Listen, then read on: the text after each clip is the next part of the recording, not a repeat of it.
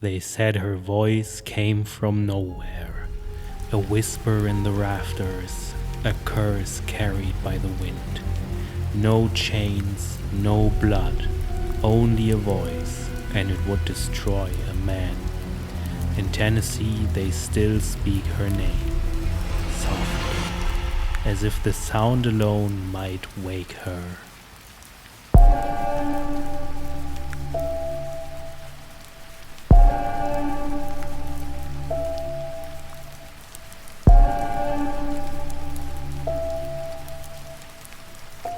Subscribe.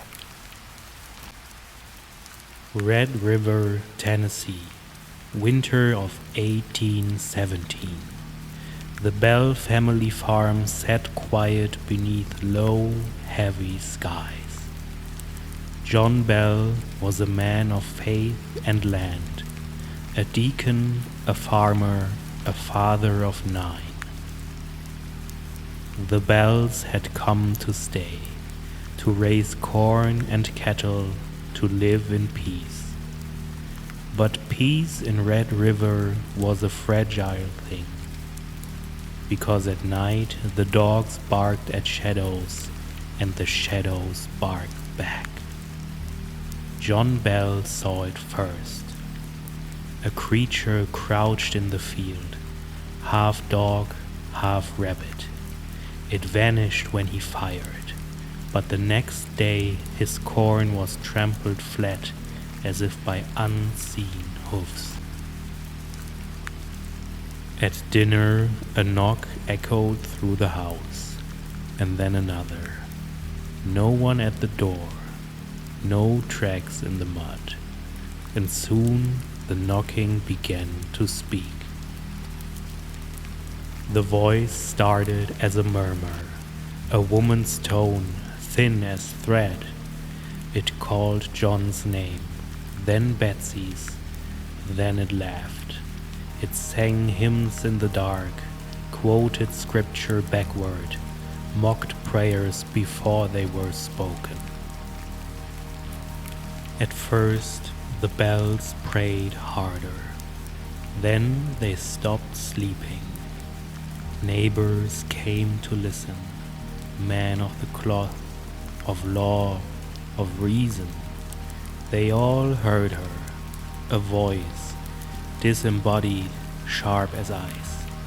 She called herself Kate. Some said she was a witch, others a spirit of vengeance. Kate spoke of John Bell's sins no one could name, but everyone believed. Betsy Bell, John's daughter, became her target. Invisible hands pulled her hair, slapped her cheeks until they burned red. At night the voice crooned to her, telling her she would never marry, never leave the farm, never be free. And so she wasn't. By 1820, the voice ruled the house. John Bell aged years in months. His speech slurred, his body trembled. Each prayer was followed by laughter. Her laughter. Witnesses came and went, but the torment never ceased. On December 20th, John Bell fell silent forever. Beside his bed, a vial was found, a dark liquid, thick as tar. When they asked the witch what it was, she answered before the question ended. I gave him that. He'll never rise again. They tested the vial on a cat. It died within minutes. And from the walls, the witch laughed herself hoarse. At his funeral, her voice filled the air. Old Jack Bell, she sang, is dead and gone. The mourners fled before the echo faded. But the family stayed, because where could they go that a voice could not follow?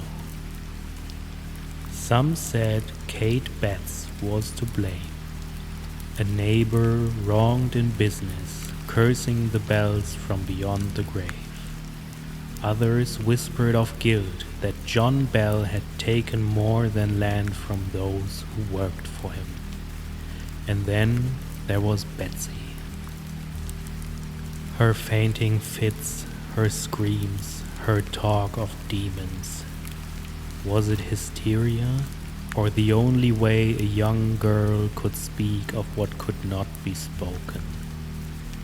The legend spread beyond Red River. Andrew Jackson himself, on his way to visit, turned back halfway. He claimed his horse refused to go forward. He said no army could fight what he felt that night. By 1821, the witch had grown quiet. She promised to return in 7 years. She did. And then in 1935, and maybe, they say, again whenever her name is said aloud. The Bell Farm is gone, the fields reclaimed by trees and silence, but the cave remains, cold, damp, echoing with breath. Children dare each other to enter, to call her name, to wait, because what began as a whisper became a story, and stories never die. They say the Bell Witch was born of words, a curse spoken, believed, repeated until it became real. And maybe that's all she ever was, a voice feeding on fear, a truth shaped by tongues. But if belief can summon her once, what else might your words awaken?